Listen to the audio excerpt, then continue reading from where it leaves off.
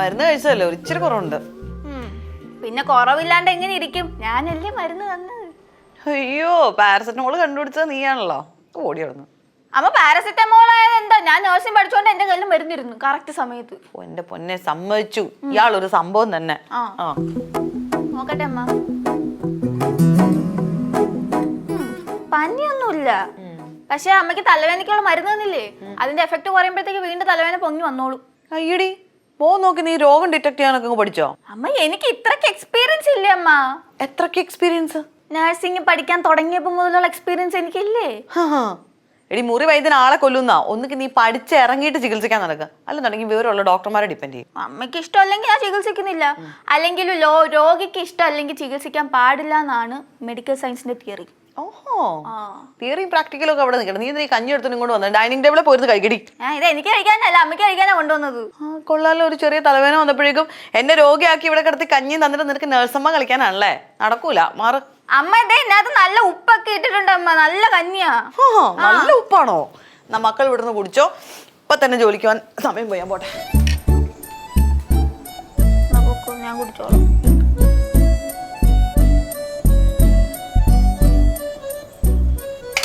ആരോഗ്യം കളഞ്ഞ് ജോലിക്ക് പോകാനുള്ള പരിപാടിയാണ്. ഏയ്, ആരോഗ്യം നോക്കുന്നോണ്ടാണ് ഞാൻ ഭക്ഷണമൊക്കെ എടുത്തോണ്ട് ജോലിക്ക് പോകുന്നത്. നീ ഈ തലവേദനയും വെച്ചോണ്ട് ജോലിക്ക് പോകണ്ട, ഞാൻ സമ്മതിക്കില്ല കേട്ടാ. അയ്യോ, ഇനി ജോലിക്ക് പോകാതിരിക്കാൻ മാത്രമുള്ള തലവേദനയൊന്നുമല്ല. അല്ലെങ്കിൽ തന്നെ ഇപ്പൊ തന്നെ ഞാനങ്ങോട്ട് ജോലിക്ക് കയറിയല്ലേ ഉള്ളൂ. ഇപ്പഴേ വിളിച്ചെങ്ങനെ ലീവ് പറയുന്നത്? ലീവ് പറയാ, അവരെ വിളിച്ച് ലീവ് പറയാ. അതെങ്ങനെയാന്ന് അങ്ങനെ പറയുന്നത്? അല്ലെങ്കിൽ ഞാൻ നമ്പർ ഇതാ, ഞാൻ വിളിച്ച് പറയാം. താ നമ്പർ ഇതാ. അയ്യേ, വീട്ടിൽ നിന്ന് വിളിച്ച് ലീവ് പറയാം? ഞാൻ LKG പഠിക്കാണോ തൊണ്ണ? കൊച്ചു പിള്ളേർക്ക് പറഞ്ഞാലെങ്കിലും മനസ്സിലാവും. നീ പോണ്ട, ഞാൻ പറയണ കേക്ക്, പോണ്ട. അയ്യോ, ഞാനൊരു കാര്യം ചോദിക്കട്ടെ, നിങ്ങൾ ഇവിടെ കയ്യും കാലും ഒക്കെ ഒടിഞ്ഞു കിടന്നാൽ ഓട്ടോ വിളിച്ച് ക്ലിനിക്ക് പോകുന്ന കാണാമല്ലോ, അതെന്തിനാ? അതുപോലെയാണ്. അത് പാവപ്പെട്ട കുറെ മിണ്ടാപ്രാണികൾ എന്നെ കാത്ത അവിടെ ഇരിപ്പുണ്ട്, അതുപോലെയാണ് ഇത്. അതുപോലെ തന്നെയാ. എനിക്ക് എന്റെ ജോലിയോട് കുറച്ച് ആത്മാർത്ഥത ഉണ്ട്. അപ്പൊ പോവാണ്. ഞാൻ പറയണത് കേൾക്കാതെ നീ പോയാലേ അവിടെ തല ഇറങ്ങി വീഴും. അതാണ് ആരും നോക്കാൻ കാണൂല. ഉള്ള കാര്യം ഞാൻ പറഞ്ഞേക്കെ.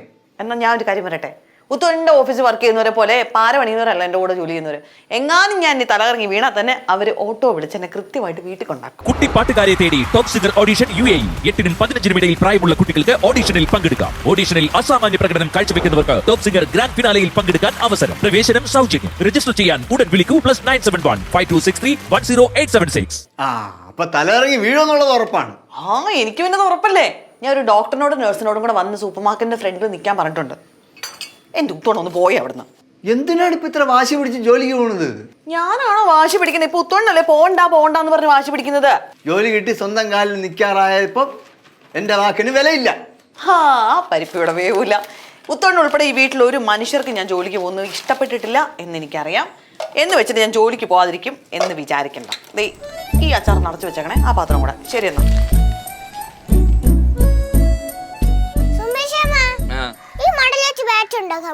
പിന്നെ അല്ലാതെ ഇതുപോലത്തെ മടൽ ബാറ്റ് വെച്ചില്ലേടാ സുമേഷ് ശർമ്മൻ പണ്ട് ഇന്റർനാഷണൽ ക്രിക്കറ്റ് സെഞ്ചുറി അടിച്ചത്. സെഞ്ചുറി ഒക്കെ അടിക്കോ? എടി ഹാമി, നീ എന്തുവാ പറയുന്നേ?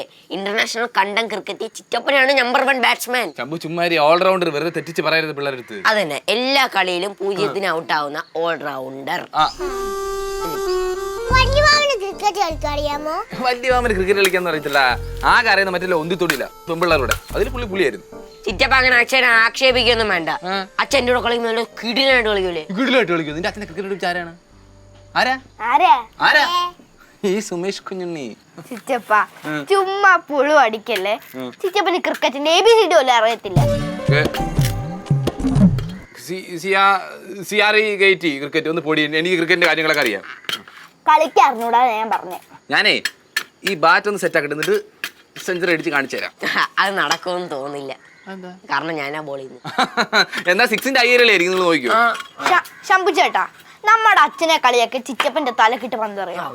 എടി ആമി, ചുമ്മാ എത്തിക്സിന് തരാത്ത കാര്യങ്ങൾ പറയാനെടി ആമി. അയ്യോ, എത്തിക്സുകാരൻ വന്നേ. എത്തിക്സ് അല്ല, എത്തിക്സ്. എത്തിക്സുകാരൻ വന്നേ. എത്തിക്സ് എന്ന് പറയുന്ന കാര്യമായി. എത്തിക്സ്. Bat set ആക്കട്ടെ.